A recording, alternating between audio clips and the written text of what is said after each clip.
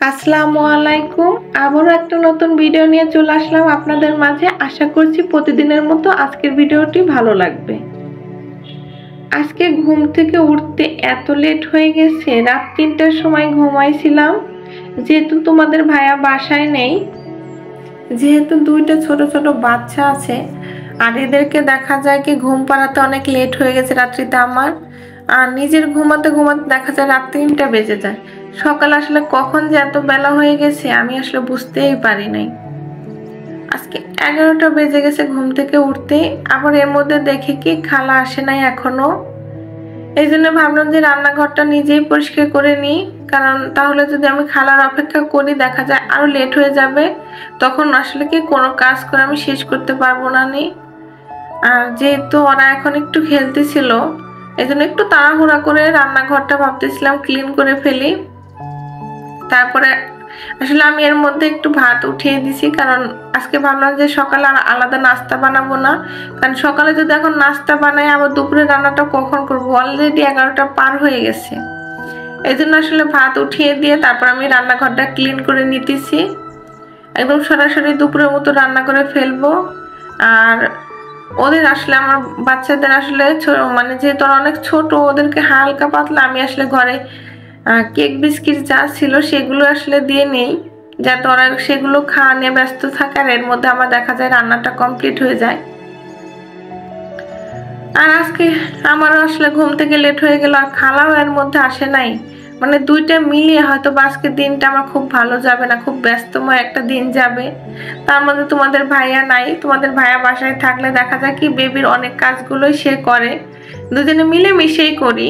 এই জন্য দেখা যায় কি সম্ভব হয়, যেহেতু আমার ছেলে মেয়ে দুজনেই অনেক ছোট,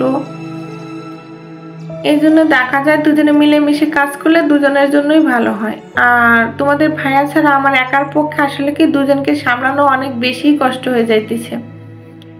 আর কাজের খালাটাও আজকে তার মধ্যে লেট করছে, এই নিয়ে আসলে আরেকটু আমি একটু সমস্যায় পড়ে গেলাম।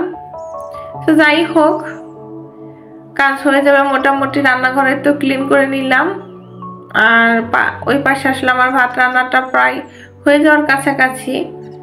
আর এই জিনিসটা আসলে একটা আমার নিজেই প্রতিদিন পরিষ্কার করে নিই, আর অনেক ধুলা পড়ে, দেখা যায় কি প্রতিদিন আসলে ক্লিন না করলে দেখতে খুব বাজে দেখা যায়। আর এই জিনিসগুলো আসলে খালাকে আমি করতে বলি না, কারণ দেখা যায় কি খালা তেমন ভালো করে পরিষ্কার করে না এই ধরনের জিনিসগুলা, আর আমি নিজের হাতে পরিষ্কার করতে আমার ভালোই লাগে। এজন্য ছোট ছোট জিনিসগুলো আমি নিজের হাতে পরিষ্কার করে, আর যেগুলো দেখা যায় কি একটু বড় বড় সেইগুলোই আসলে আমি খালাকে দিয়ে পরিষ্কার করাই।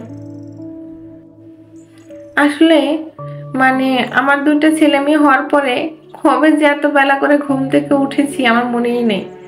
ছেলে মেয়ে হওয়ার আগে আমি প্রায় মানে 11টা থেকে 12টার মধ্যে আমার ঘুম ভাঙতো, আর ছেলে মেয়ে হওয়ার পরে আসলে দেখা যায় কি বেশিরভাগ 5টা 6টার মধ্যেই ঘুম ভাঙে। আসলে মেয়েদের জীবন না অনেক পরিবর্তনশীল, তাই না? বিয়ের পরে এক ধরনের পরিবর্তন হয়, তারপরে যখন ছেলে মেয়ে হয় তখন কিন্তু আরেক ধরনের পরিবর্তন আসে। মানে এত পরিবর্তন, আর এই পরিবর্তনগুলোকে মানিয়ে নিয়েই মেয়েদের জীবন পার করতে হয়। কারণ মানিয়ে না নিলে দেখা যায় সে কখনোই সুখী হতে পারবে না। আর সবকিছু যদি সে মানিয়ে নিতে পারে তাহলে কিন্তু এখানে সবসময় সে সুখী থাকতে পারবে। তেমন আমিও দেখা যায় কি বিয়ের পরে মানে অনেক বেলা পর্যন্ত ঘুমাইতাম, যেহেতু তোমাদের ভাই আর আমি বাসায় থাকতাম, আর কোনো ঝামেলা ছিল না। আসলে শেষও আমাকে কখনো বলতো না যে তুমি ঘুম থেকে উঠো বা সকালে নাস্তাটা বেশিরভাগ বাইরে থেকে কিনে এনে খেতাম। এই জন্য দেখা যায় কি আমার ঘুম থেকে প্রায় মানে 11টা 12টার মধ্যে উঠে আমি সকালে নাস্তাটা করে নিতাম, আর তোমাদের ভাইয়া সকালে নাস্তাটা করে অফিসে চলে যেত। আর যখন আসলে আমার মেয়ে হয় তখন দেখা যায় কি তার জন্য মানে এত সকালে উঠতে হয়, সকালে বলবো কি রাতের ঘুমটাই হয় না। মানে হয়তো বা 24 ঘন্টার মধ্যে 2 ঘন্টা টোটালে ঘুমাইছি আমি আমার মেয়ে হওয়ার পরে। তো এরকম ভাবে ওকে একটু বড় করলাম, তারপরে দেখা যায় কি একটু স্বাভাবিক হলো। তার মধ্যে আবার যখন ছেলেটা হলো তখন আবারও দেখা যায় একই, মানে কবে যে হয়তো বা শান্তি করে ঘুমাইছি সেটা আমি ভুলেই গেছি। কারণ দেখা যায় কি একটা ঘুমালে আরেকটা জেগে থাকে, আরেকটা ঘুমালে আরেকটা জেগে থাকে। মানে দিনে যে কখনো ঘুমাবো এই সময়টা আসলে আমি বের করতে পারি না আমার ছেলে মেয়ের কারণে। আসলে যাদের হয়তোবা ছোট ছোট দুইটা বেবি তারা হয়তোবা সবাই আমার মতো পরিস্থিতির শিকার পার করতেছে। তো কথা বলতে বলতে তো রান্নাঘরটা ক্লিন করে নিয়েছি। তারপরে আসলে মানি প্ল্যান্ট গাছগুলোতে আমি প্রতিদিনই হালকা, প্রতিদিন বলতে একদিন পর পর আসলে গাছগুলোকে আমি পানি দিয়ে একটু ধুয়ে নিই। তারপরে চিংড়ি মাছ দিয়ে লাউ রান্না করবো আজকে ভাবতেছিলাম। আর সারাদিন আসলে তেমন কিছু আজকে রান্না করব না, কারণ তোমাদের ভাইয়া যেহেতু বাসায় নাই, আমি একাই আসলে খাবো সবজিটা। আর আমার ছেলে মেয়ের জন্য আসলে ফ্রিজে আমার মাংস রান্না করা আছে, সেটাই গরম করে দিব। আর আমার একার জন্য আসলে অনেক কিছু যে করতে মন চাইতেছে তা না। আর যেহেতু অনেক মানে উঠতেই লেট হয়ে গেছে, আজকে তেমন কোনো কিছু করবো না চিন্তা ভাবনা করছি। এজন্য একটু বেশি করে লাউ রান্না করে রাখবো, আসলে সারাদিন যাতে পার হয়ে যায় লাউ দিয়ে আমার। আসলে আমার প্রতিবেশীর পাশে একটা ভাবি আছে, তো ভাবলাম তাকে একটু লাউ চিংড়ি রান্নাটা আসলে করে দিব। এই জন্য একটু বেশি রান্না করতেছি আর একটু, কারণ তারা দেখা যায় বেশিরভাগই ভর্তা ভাত রান্না করে খায়। আসলে জীবনের প্রথম বাসায় আসছে তারা, বয়স্ক মানুষ, ছেলে মেয়েকে রেখে সংসার রেখে, এই জন্য কোনো কিছু নিয়ে আসে নাই তেমন, জাস্ট একটা রাইস কুকার নিয়ে এসে মানে এখানে তারা থাকে। এই জন্য দেখা যায় তেমন কোনো কিছুই রান্না করে না। যখনই জিজ্ঞেস করি তখনই বলে যে খালি ভর্তা রান্না করছে। এই জন্য ভাবলাম তাহলে আজকে একটু চিংড়ি রান্না করতেছি লাউ দিয়ে। আর চিংড়ি লাউটা হয়তো কম বেশি সবাই মোটামুটি পছন্দ করে, তাহলে একটু দিবনি, আসলে ওরা খেয়ে নিবেনি।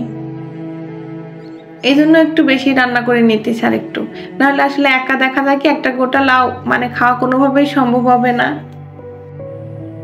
আপনারা ভাবতে পারেন যে এবার কেমন কথা, বাসায় আসে থাকে শুধু ভর্তা ভাত খায় সব সময়, কেন এরকম করে? আসলে কি তাদের টাকা পয়সার কোনো কিছুরই অভাব নাই, তবে প্রথম মানে তার হাজবেন্ড বাহিরে ডিলারশিপ করে, তো ডিলারশিপের কাজটা যেহেতু বাহিরে পাইছে প্রথম, আসলে মানে আরিনাদের কিন্তু যথেষ্ট বয়স হয়ে গেছে, তো প্রথম বাসায় আসছে নিজেদের বাড়ি ঘর রেখে। তো এই জন্য দেখা যায় কি এখানে তেমন কোনো কিছুই নিয়ে আসে না, জাস্ট একটা রাইস কুকার আর দুইটা প্লেট নিয়ে এসে থাকে। এই জন্য দেখা যায় রাইস কুকারে তেমন কোনো কিছুই সে রান্না করতে পারে না। বলে কি ডিম রান্না করতে গেলে নাকি মানে রাইস কুকারটা কেমন জানি সমস্যা দেখায়। তো এই জন্য আজকে আমার বাসা থেকে ডিম ভেজে নিয়ে গেছে আর ডাল বাগান দিয়ে নিয়ে গেছে। এই জন্য চিন্তা করলাম যে থাক থাক তাহলে খালি ডিম আর ডাল যেহেতু আজকে খাবে, আর আমি একটু লাউ চিংড়ি দিয়ে নিলে তাহলে তাদের জন্য একটু সুবিধা হবে। কারণ প্রতিদিন ভর্তা ভাতই বেশি খায় আমি যখন জিজ্ঞেস করি, আর প্রতিদিন কিন্তু ভর্তা ভাত খেতে।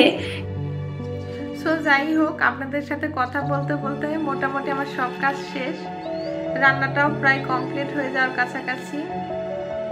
আর আজকে এই পর্যন্তই। আমার ভিডিওটা যদি ভালো লেগে থাকে প্লিজ একটা লাইক দিয়ে পাশে থাকবেন। আল্লাহ হাফেজ।